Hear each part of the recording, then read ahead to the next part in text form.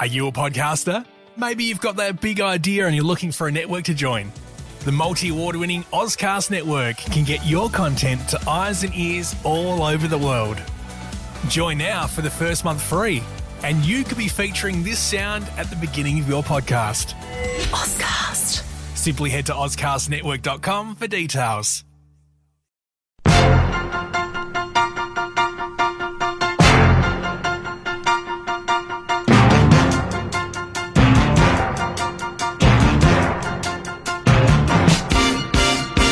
Hi everybody, the garage is open and you are here and everything is right in the world. I'm Jeremy Cordeaux, Peter Clayton's behind the camera. The Court of Public Opinion is in session. We were just musing before. What do you say you do to that camera before you roll? You format it? Format it, yes. Okay, I have no idea what that means, but I'm glad you did it. Well, it just gets it ready, let's put it that way. It gets it ready. Gets it ready. We were just... what did I do? Say, bottle of wine, fruit of the vine, when are you going to let me get sober? Yeah. Who did that song? Do you remember that? Yes, Tom Paxton. Tom Paxton. Well, we are going to run that on Friday at the dining room table. Bottle of wine. Okay. But I think it was, I think Tom Paxton wrote it. Well, he Pete. wrote it, yes. I think it was the Fireballs who did the really rocky version of it. Well, when I say rocky, I mean up tempo rather than a folk version of it. The Fireballs, Bottle of Wine. We'll play it Friday, promise. I've got it, I know. I've got it. I hope the Black Friday sales went okay for you. I think the Black Friday sales went on for not one day, Friday. I think they went on for a week and now they're into their second week. I think these guys are on a roll. I think the stores make more money out of this so-called Black Friday thing than they do out of the Boxing Day sales and in fact the leading up to Christmas sales. Don't quite understand it. There was a remarkable storm cell, and I haven't mentioned this to Pete, but I think there's a leak in your roof, isn't there? Oh, yes. Oh, yes. Well, you should see the one in my roof. God help me. It was a storm cell. I mean, I'm not overly concerned about it because it's not often that you get this much water in this shorter time, bang, just like that. Doesn't really happen in Adelaide. Driest city in the driest state in the driest continent in the world. I think that's apart from Antarctica. It never rains in Antarctica. But anyway, we don't get a lot of rain, we get enough. Mostly. But this storm cell went through last night and this morning, water absolutely everywhere. I saw it this morning, the remnants of it coming down my road here. It was a torrent. I mean, if a car had been parked beside the road, it would have been picked up and swept away. As serious as that. I just made it back to record today's Court of Public Opinion, by the way, from a very nice lunch with John Quirk. John Quirk and I have known each other for years. He's a Labour Party politician and a very, very good man. And he invited me down there. Caroline and I went. It was interesting because Caroline's father, you know, is Andrew Peacock, and a very strong Liberal member of federal parliament. At this table, there were a whole lot of Labour Party, retired Labour Party, and some Liberal Party, state and federal politicians. The most interesting thing is everybody got on so well. They all had stories to tell and little bits of history and things that I'd never heard about, particularly state politics. Anyway, I decided that John Quirk has got to come on the program, and he is on Friday. He'll be in, I think it's, I think we've made it 11 o'clock. So we'll have a good hour to talk to John. My God, you know, he knows where the bodies are buried. But I tell you what, does he know how to work a room? Wow, he's an old-style politician. old school politician. There's somebody else coming on the program on Friday around the dining room table, and if you want to listen to what goes on, and I never know, I mean, it's the Wild West when it comes to a modern sort of radio station. No rules, no regulations, which I kind of like. Not that we abuse anything.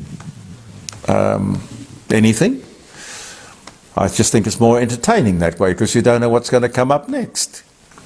But Bruce Mackey's coming on the show. Bruce Mackey used to be a banker. He was one of the top men at the State Bank here in South Australia. When he retired, he bought the Dymocks book franchise, and I used to have him in on my program once a week to talk about books. But he can talk about anything.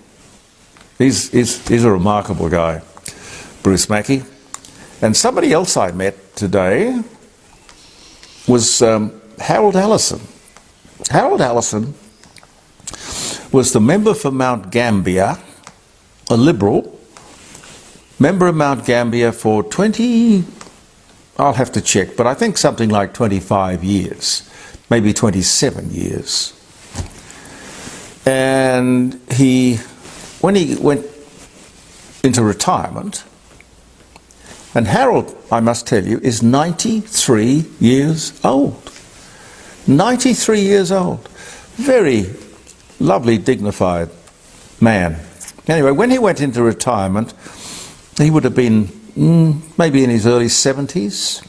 He bought a car wash company. And he and his kids would be down there every day from 7 o'clock in the morning till, I don't know what, 5, 6 o'clock at night, and they would wash cars. Harold Allison himself would be washing cars. And I would take all my cars down there, and they do it lovingly. He's subsequently sold that business, and he's bought another business. Anyway, I've asked him if he'll come on the program, and he said he's 93 years old. And he said, Jeremy, I don't think I'd have the time. Oh, I said, look, come on, you'd love it. This is a nice sort of chin wag that we're having here. This is the same sort of thing that we do with the jeremycordo.com thing. And he said, oh, all right, okay, but not till the new year. There's too much to do at the moment. Anyway, Harold Allison, you will love meeting him. I found out, I never knew this about him, but he is an absolute walking encyclopedia when it comes to the assassination of John F. Kennedy. The knowledge that man has on the assassination of John F. Kennedy is amazing. So we'll have fun when we get him on the show. But as I say, that won't be till the new year. We'll see. The Teachers Union. The Teachers Union want to display pro-Palestine banners. They want to invite Palestinian activists into schools and classrooms. This is the Teachers Union.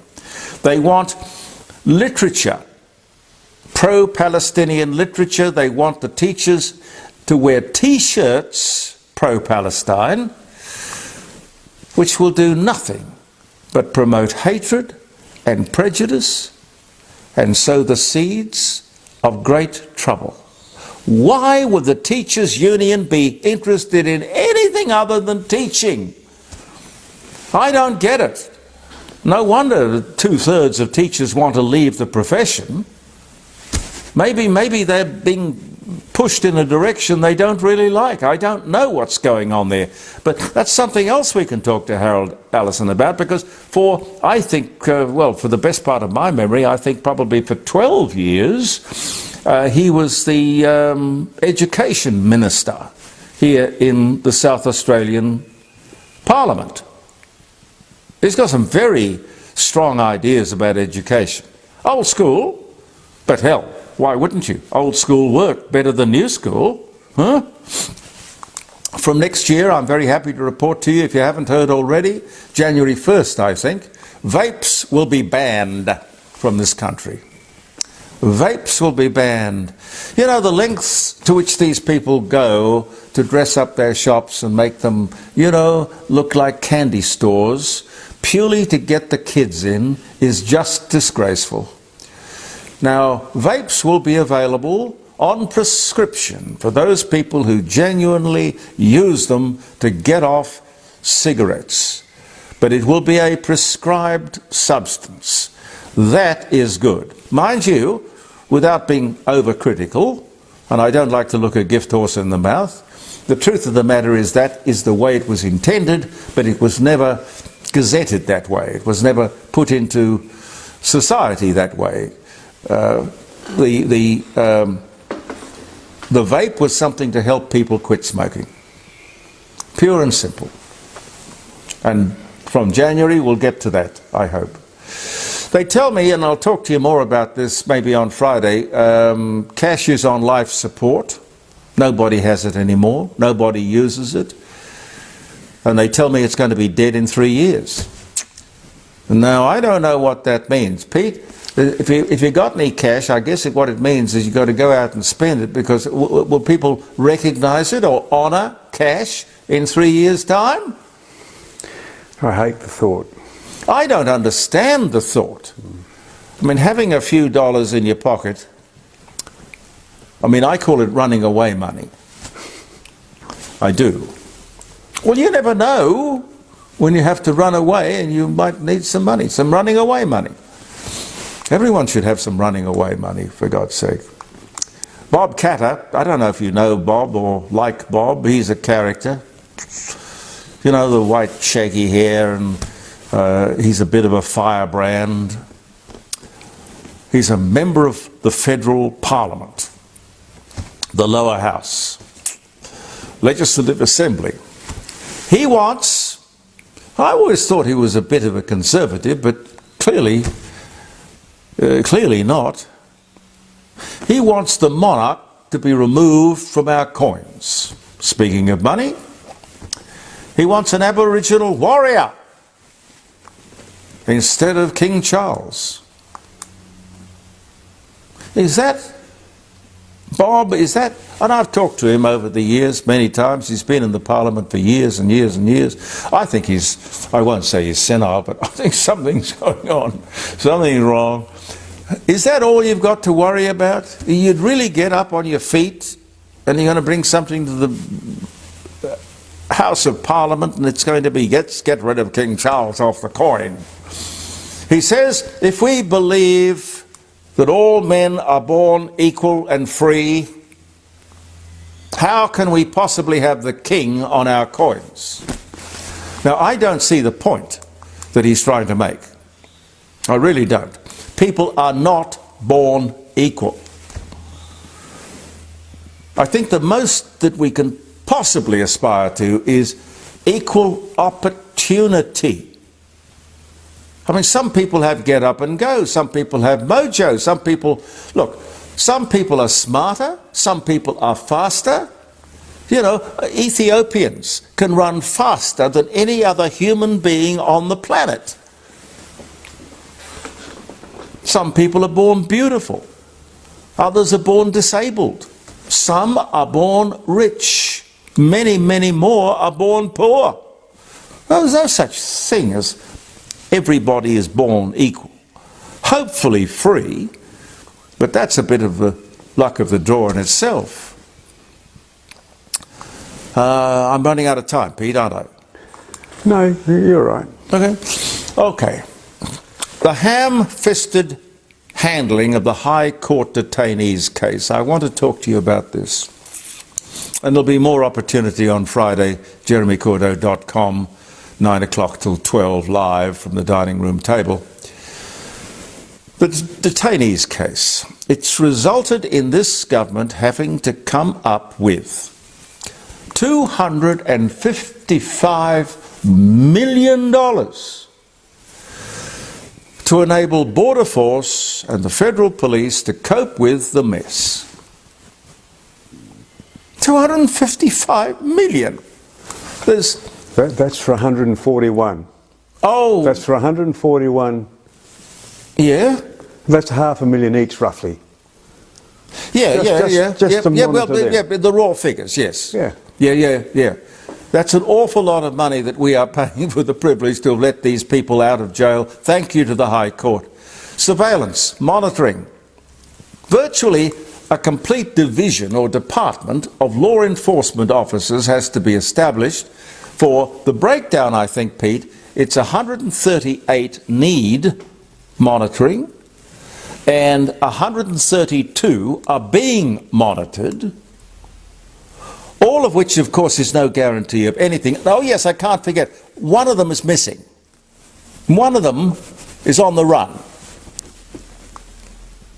Do I make my point? All because of an inadequate or incompetent handling of that case. And I say incompetent, ladies and gentlemen, because the government should have anticipated that certain left-wing appointees on the bench of the High Court, and you know, the Liberals come in and they put some right-wing or right-leaning justices on the bench, and the Labour Party comes in and they put some left-wing. I mean, it happens all over the world. They should have realised that with certain appointees on the bench of the High Court, that the probability would be that the court would throw out that case. You know, that's the law that kept that motley crew of rapists, murderers, terrorists and assorted undesirables behind bars.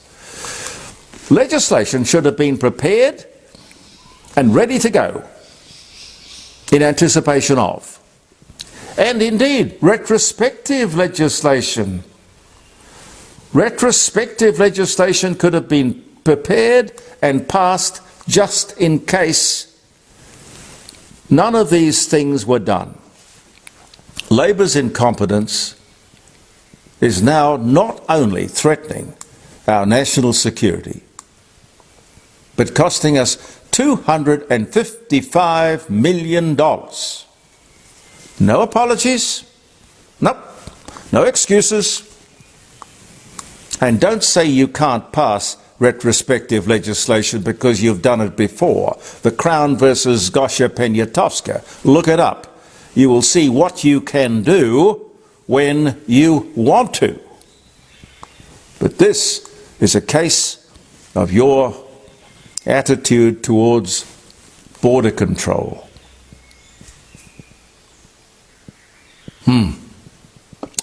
Anyway, I'll just